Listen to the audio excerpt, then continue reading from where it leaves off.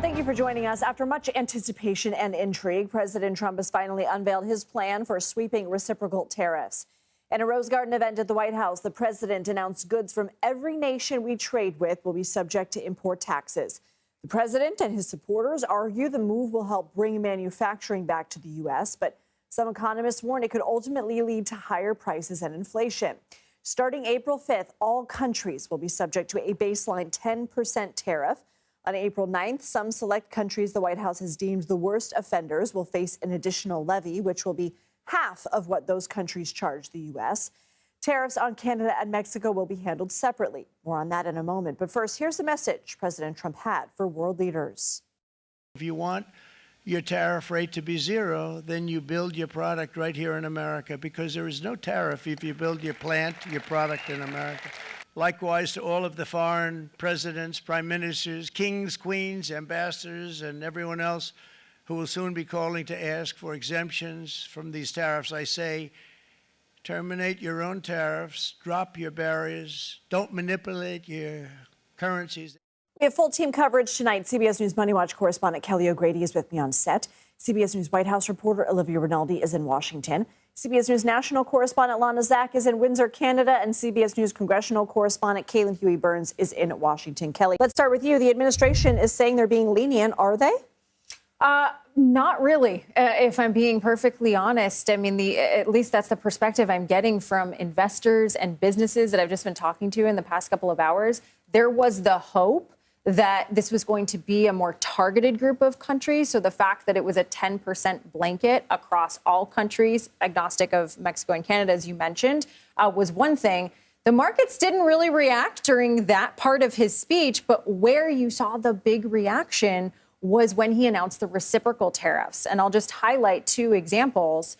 China, okay, the way that they calculated the tariff, meaning not only just the import taxes, but also non-monetary impacts, that was how the president phrased it, it would be a total tariff of 54% that is in addition, that 34% that they enacted, or they mentioned today, is in addition to the 20% that was already there. So you think about all the things that we get from China. What comes to mind for you? Comes to mind my iPhone right here, my clothing. There's so many different things. I mean, you walk around your kitchen and you sort of just look at all of these appliances. So when I was talking to businesses and investors, they were expecting a much lower amount. So lenient, according to them, no. So what's happening with Canada and Mexico? So this, I might have to defer to my colleagues on this. I was looking at the executive order. What we were expecting is that the current 25% tariff on the goods that were not covered under the current trade agreement between our three countries, that would stay in effect. But it did say that it would be handled separately. And I found the executive order. I was just trying to hop before I hopped on with you. It was a little bit convoluted. Okay, so now that we know the scope, what impact will this have on consumers and businesses? So prices are likely going to go up because these businesses that are sourcing their products from these countries are either going to have to pass that on to the consumer or eat that entirely. And when you're talking about a 54% tax, for example, that's going to be very hard for a business to shoulder entirely themselves. So you're likely going to see prices go up. That could cause inflation to go up. But you're also likely going to see businesses bring manufacturing here because they want to avoid that tariff. I was talking with an economist, and he said to me, look, you're either going to have an all-out trade war, which is going to be really bad for consumers and economic growth, or you are going to see a lot of these countries come to the table and say, how do we get out of this? What can we do? And that's where that negotiation point that you and I have talked about so much comes into play. So this announcement was made strategically after markets closed. What are you expecting tomorrow? What are futures doing? So futures are plummeting right now. And really, I looked at companies specifically that have a global supply chain. So I'm talking about Apple. I'm talking about a lot of these tech companies like NVIDIA get most of our chips from Taiwan. That would be really impacted. The S&P 500 at one point earlier today was down 2% in after hours trading. So if that stays as it currently is, things can change all the time. Investors digest things and they adjust. But I would expect the markets to open lower tomorrow, especially because some of the White House officials are just sort of shrugging off, it's just market reaction, no worries. Kelly O'Grady, we know you'll be watching this over the next few hours and days. Thank you. CBS News White House reporter Olivia Rinaldi joins us now. Olivia, the president declaring a national emergency to do all this. How does that work and what is the significance? Well, Trump is declaring this national emergency, saying that foreign trade and economic practices have created this emergency. He's using his powers under what's called the International Emergency Economic Powers Act of 1977. So they went back into the law books and found this law specifically to address what they're calling a national emergency posed by the large and persistent trade deficit with all of these countries. So under this powers that he has through this, Trump is addressing this national emergency by implementing this 10% tariff on all products coming from all countries. Trump says this will remain in effect until they determine that the threat posed by the trade deficit and underlying non-reciprocal treatment is satisfied, resolved, or mitigated. So that's the question in the coming days. What will he need to see in order to lessen this 10% tariff or, suspend the use of this International Emergency Economic and Powers Act? What will they need to see in order to do that? But we have seen, as a result of this fact sheet that the White House sent out, some of the things that they're using to justify Trump using this act. Something in particular that caught my eye was they're talking about the U.S. stockpiles of military goods. And one line in particular said that U.S. stockpiles of military goods are too low to be compatible with the U.S. national defense interests. And as a result, that's why they are arguing this act must be used. That's more than just a trade war, but this is an issue, and this is an issue of a significant national security risk. Okay. Olivia Rinaldi, thank you. So for Canada and Mexico, as we've been reporting, the existing tariff orders remain in effect, 25% on goods not covered by the USMCA. And so far, President Trump's plans have gotten an icy response shortly before his speech Wednesday. The Prime Minister of Canada, Mark Carney, tweeted, quote, "Supply management is part of our economic sovereignty. When it comes to negotiations with President Trump, it's off the table." The reciprocal tariff announcement comes as Canada prepares for a 25% auto tariff on vehicles and car parts set to go into effect at midnight.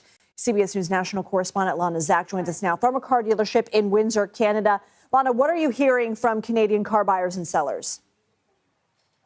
Hey there, Lindsay. Canadians are about as mad as I've ever seen them, and that means that they're still exceedingly polite and kind to this American journalist here. But there is this renewed sense of nationalism that is in all of the cars all around me. There's hundreds of maple leaves. There are stickers that say built by Canadians for Canadians. You can actually see Ontario built, Canadian driven.